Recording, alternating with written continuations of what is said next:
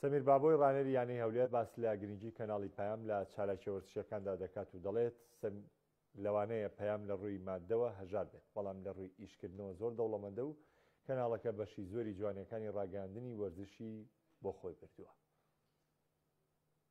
پێشەم شتێک پیرۆزبایتان لێ دەکەم، پیرۆزبای لە خۆشمان دەکەم و خۆشمان بەڕاستی پەیام نەبیتە مجام لە هەر کاتێک کە پەیام دەبینم یادگاری کۆنترم بێ کە بەڕاستی پەیام بەبێ جیاوازی کاری کردووە. لەوانەیە لە ڕووی ماددەوە ئێوە هەژار بن، بەس لە ڕووی ئیشکردنەوە زۆر دەوڵەمەندن، کادری زۆر جوانتان هەیە، زۆر دڵسۆزن کاوە جێ دەستخۆشیە. من زۆر جار بابرێن هەمجار ئەو قسەیە دووبارەم کردەوە کە دایمەن تۆپی پێ بە ڕاگەیاندنەوە جوانە، ئەو جاو ڕاگەیاندانە کە پەیام بەڕاستی بەشێکی زۆری جوانی بۆ خۆی ڕاکێشە. منش متأکدم بەهۆی دڵسۆزی کادرە مەیدانیەکان و ئەوانەی لە ناو پشتەوەی کامیرەشن. حتمما دەستخۆشیتان لێ دەکەم، پیرۆزبایشتان لێ دەکەم. هیوادارم پەیام بەردەوام بی لەو پەیامەی کە لە ڕابردوو پێشکەشی کردیە یان بابرین خزمەتی وەرزشی کردیا بە شێوەیەکی گشتی پەیام بە دڵسۆزانە ئیشی کردیا، بە وەرزشوانانە ئیشی کردیا، بەدەر لەو ئینتیمایی کە هەیەی یان لەو خۆی تەسک نەکردەوە لە چوارچێوێکی گسکەی حیزبایەتی یان هەر ناوشکەی لێدەنێ.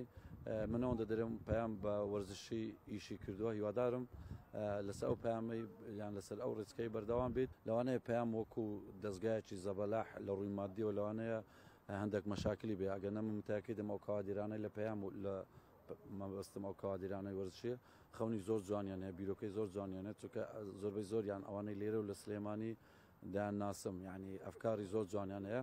بەس هیوادارم یعنی گرنگی بە هەردوو لایەنە بدە، لایەنی بابرێن محالی و لایەنی دەرەوە. ئەوەی کە زۆر گرنگە بۆ ئێمە لایەنی بابرێن کوردستانی کە زۆر گرنگە، چونکە خۆت دەزانی پێ و قەدەمی پەیام و هەموو تەلەڤیزیۆنەکان دایمەن کە دەیەوێت پەیامێک بگەینێت یەکەمین شت بۆ شارعی ناوخۆیە، بۆیەش گرنگیدان بە یانە کوردستانەکان چ بە خولی کوردستان چ ئەو یانانەی کە لە کوردستان بەشداری خولی عێراقی دەکەن، هەرچەندە ئەو ڕێزکەشتان هەیە، ئەو شتەشتان هەیە، بەس چەند کەوادیر و یان بابرێن پەیامنێر زیاتر هەبی لە هەموو وەرزشەکان بەشداری بکەن، ئەوە حتمما باشتریش دەبێت.